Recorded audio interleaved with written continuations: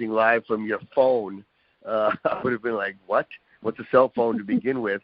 And what are you talking about? And so it's just amazing to see how, modern technology can help when it works, of course. Rich, let me ask you this question. This is something that Joanna and I have talked about before.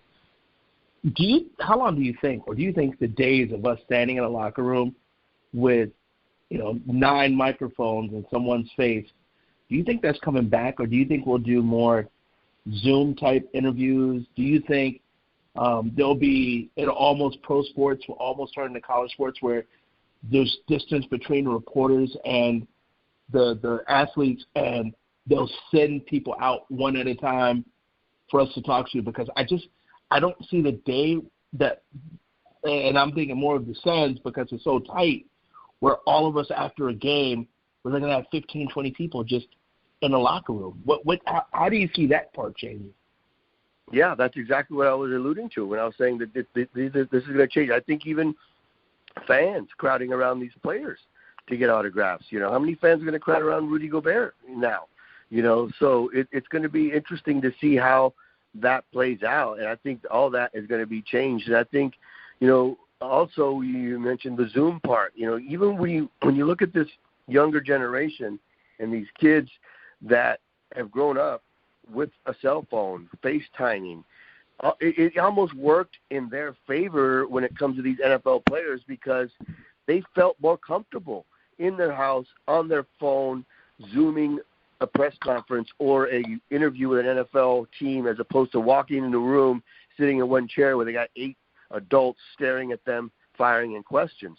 They weren't their true selves in that situation because they were so nervous, and that had them out of their comfort zone. But then you get them with these phones where they're used to FaceTiming and TikToking and doing whatever on their phones all day, and they can Zoom, and they're more comfortable, and it's more a representation of who they really are. Well, now that you mentioned that, Rich, that you brought it up, is with being comfortable in who they are, there's a reason back, and I thought it was really, really unique, was the Las Vegas Raiders. They drafted Henry Ruggs, and he was in a robe, just comfy, and they asked him about it, and he's like, just going for comfort, this is just, me.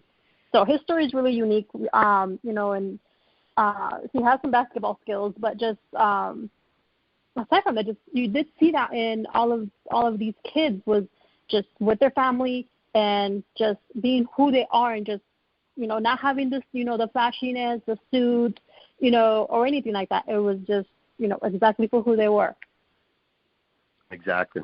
There are 2 quick things, Rich, that I got, and I have to jump on the call. But first thing, did you see C.D. Lamb snatch that phone back from his soon-to-be ex-girlfriend? Just out of curiosity. I don't know if you guys saw it, but that may have been the funniest thing of the draft. Did either one of you see that?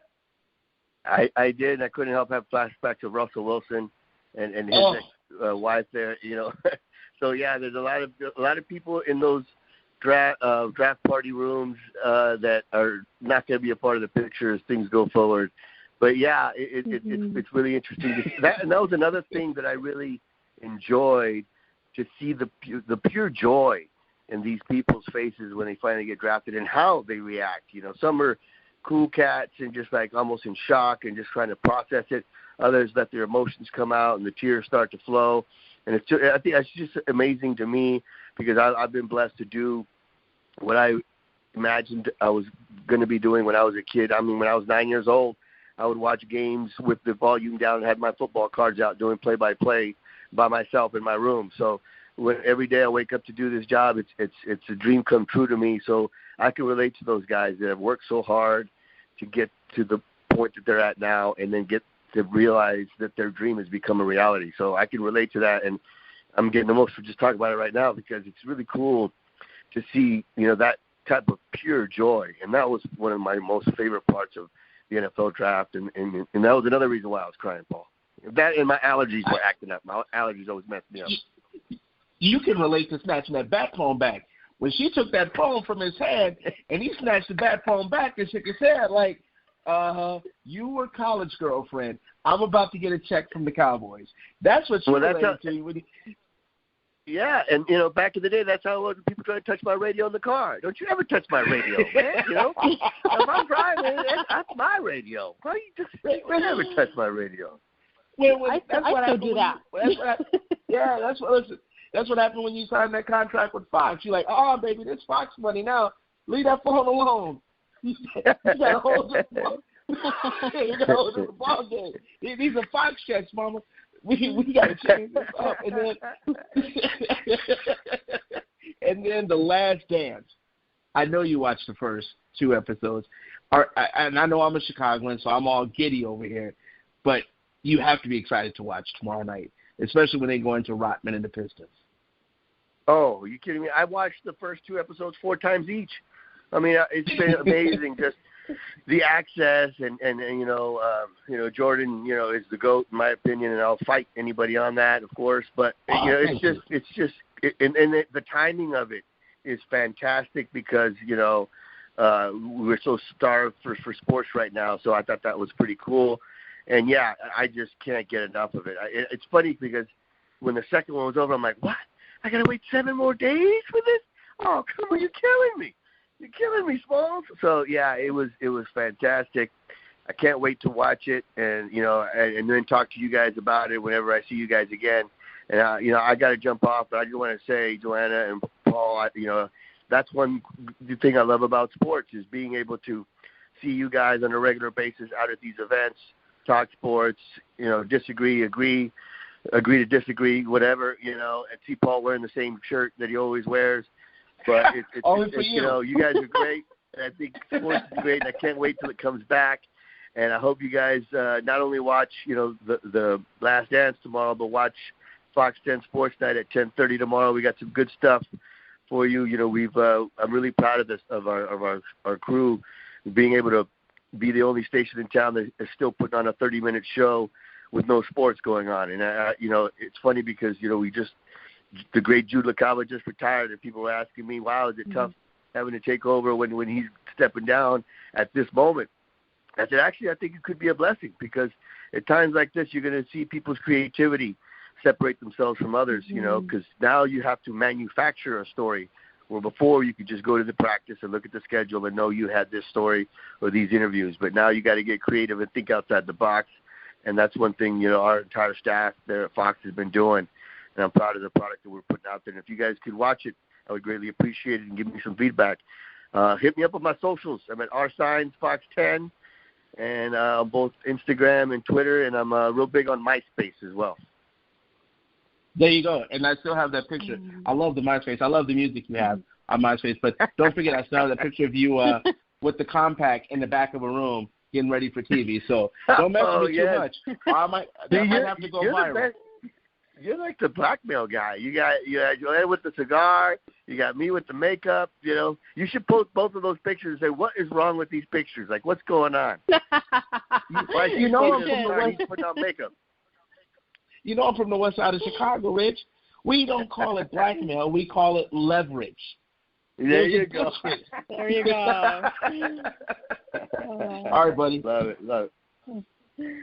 Thank you, Richard. I appreciate you coming on. So we'll talk again soon. Yes, anytime. Talk to you guys soon. All right, buddy. Thank you. It's called leverage, Joanna. Leverage. Love it.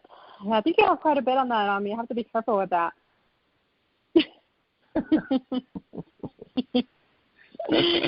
So awesome stuff. And then just one more thing with mentioning The Last Dance, and I was read up on my news and sports earlier today, and one thing that I came to find out, I don't know if you know this, but apparently Kobe Bryant did the same thing as Jordan on his last season in basketball. Did you know that? Wow, I did not know that. I can't wait to see it. Yeah, he had an all-access crew and filmed and everything, so I'm really very curious and anxious as to, what all, there is there and when it's going to be the release. So now that there's awards circulating about that, so hopefully sooner rather than later, and seeing more of who Kobe was, not only as a player but as a person. So I would throw that out there. Cool. Can't wait. Yeah, well, awesome stuff. Thank you very much for tonight and having a recap of the NFL draft and what's to come for the near future season. Hopefully we see it in September, and we will have a show coming up again soon. So thank you again. Always amazing to have you on and joining me.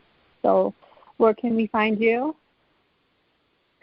PLR on Sports on the Twitter. I don't give my MySpace anymore because a lot of people say it freezes up. I can't remember the last time I used MySpace. It's been a while. I think I have it still up there, but I forgot about that. It freezes.